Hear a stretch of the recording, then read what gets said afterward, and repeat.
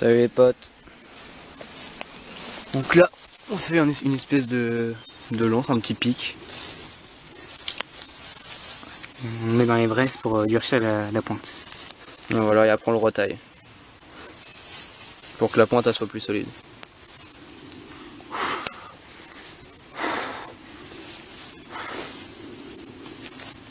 Il rentre. Attends, faut que je me recule un peu sinon on va pas voir. Là, je zoome un peu, voilà. Je vais m'approcher finalement.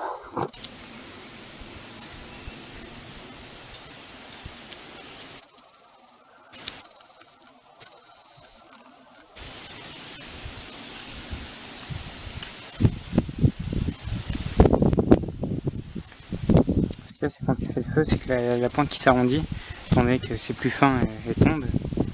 Et mais une fois que le centre du bois est plus dur, la pointe elle sera d'autant plus dure, Ouais. plus résistante.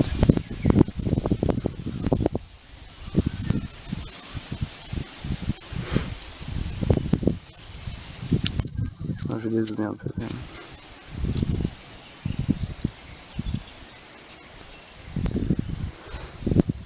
Tu sais, quand la pointe n'est pas mise au feu, c'est que ça part, le bois s'effrite.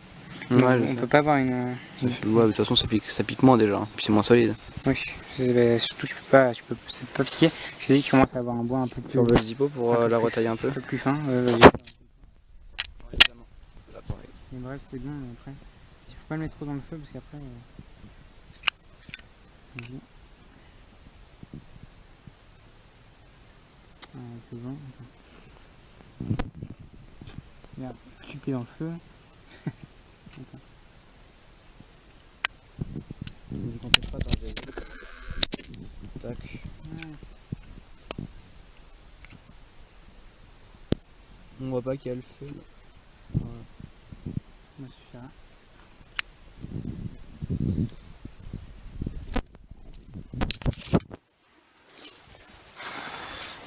Faut pas mettre dans le temps après parce que voilà, ensuite on fait une dernière fois, puis ce sera bon. Ouais. Ensuite on enlèvera tout ce qui est écorce, machin et tout.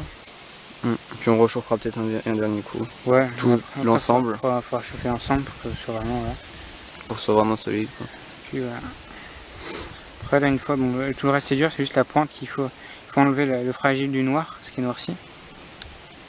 Ensuite c'est vraiment le cœur du bois qui est... C'est même pas qu'il est brûlé. Après il faut juste écorcer quoi. Ouais, c'est même pas qu'il est brûlé, c'est juste que... Il est dur, ce qui fait que la sève qui rendait le bois fiandreux et fragile... Et attends, je vais montrer peut-être comment on est passé. Donc tout ça c'est des orties. Ouais.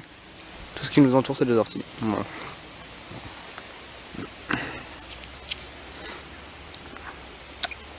Donc voilà. On se retrouve quand on a tout écorcé. Bonjour, alors là vous voyez, ce que je fais, c'est que j'émiette le bois, c'est un bois un petit peu pourri, hein, et il faut surtout qu'il soit bien sec. Et ça fait un peu comme, je sais pas si vous avez déjà fait un feu de cheminée, des allumes-feu. Ça, le feu va prendre sur ça, je récupère celui-là, le feu va prendre sur ça, ce qui va nous permettre, donc là on va les rassembler, ce qui va nous permettre d'avoir le temps d'aller chercher de la paille, des choses comme ça, D'autres bois. et surtout que le feu prenne bien.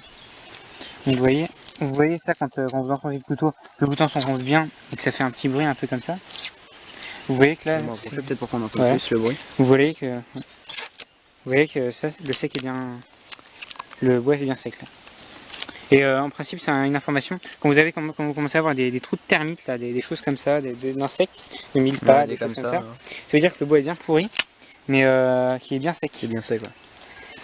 Et enfin, vous voyez quand il y en a plus des insectes dedans, c'est qu'il est bien sec. Parce que les insectes aiment bien quand le bois est humide. Ouais, peut-être si on trouve des vers, peut-être essayer de les manger. Ouais. C'est pas dit. Vraiment quand j'aurai faim, parce que là j'ai pas trop faim en plus, alors... Écoute, je te laisserai faire cette dégustation culinaire quand même. Écoute, si je suis seul, non. Ça fait vraiment très plaisir. Voilà, donc c'était juste un petit tuyau pour... Attends, pour, aussi on va vous montrer. aider à allumer au feu. On va montrer aussi comment il est une fois que c'est écorcé. C'est ce que je ferai un montage de tout. Voilà, donc. Attends, je vais peut-être me reculer pour qu'on le voit plus loin. Voilà. Avec la pointe qui est bien dure. On passera l'ensemble au feu. Ouais, voilà. Parce que là, il est encore bien humide. Donc, une fois qu'on refera un feu, et on le mettra tout au-dessus pour qu'il devienne plus dur. Et une fois aussi, une autre astuce pour le feu, comme on avait fait pour le premier, là on va en refaire un, c'est quand l'herbe est haute, vous voyez souvent sous l'herbe, elle est sèche, parce qu'elle est morte. Donc ça donne de la paille, et la paille vous la prenez avec des petites brindilles au début pour bien sèche, pour démarrer le feu. Et ça démarre tout seul. Voilà, donc on va montrer peut-être.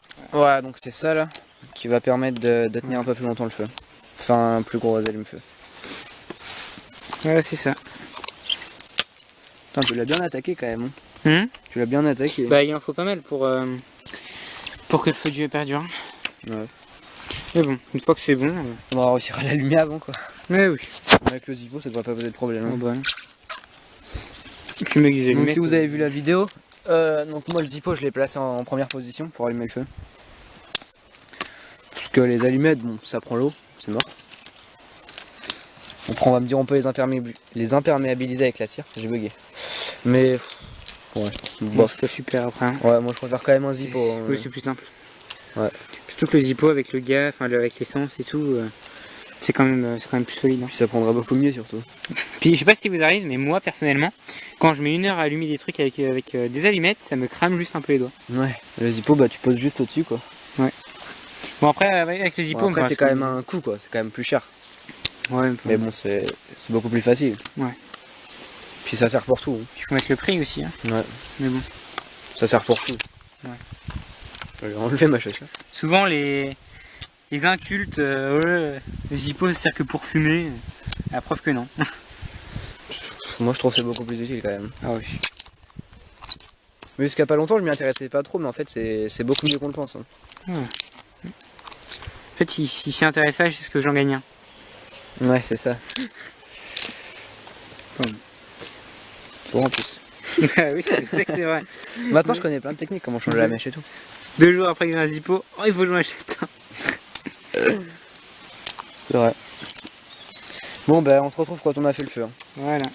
Donc voilà, on a trouvé une masse. Attends fort. Elle doit avoir au moins 60 ans. Comment elle est oxydée. Par contre elle est bien lourde. Attends je me recule pour qu'on voit quand même la taille. Voilà. Donc on va la ramener. Et la lance, voilà, qu'on a quasiment finalisé. Voilà. Donc bah on va rentrer. Là on est dans un champ, on coupe à travers champ. Comment ? Ouais si tu veux.